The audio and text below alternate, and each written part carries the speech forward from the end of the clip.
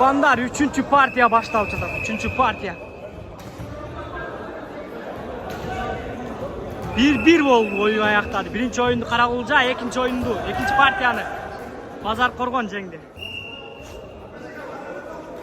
Kotkörper var. Sol perudagi var arkadan ayra.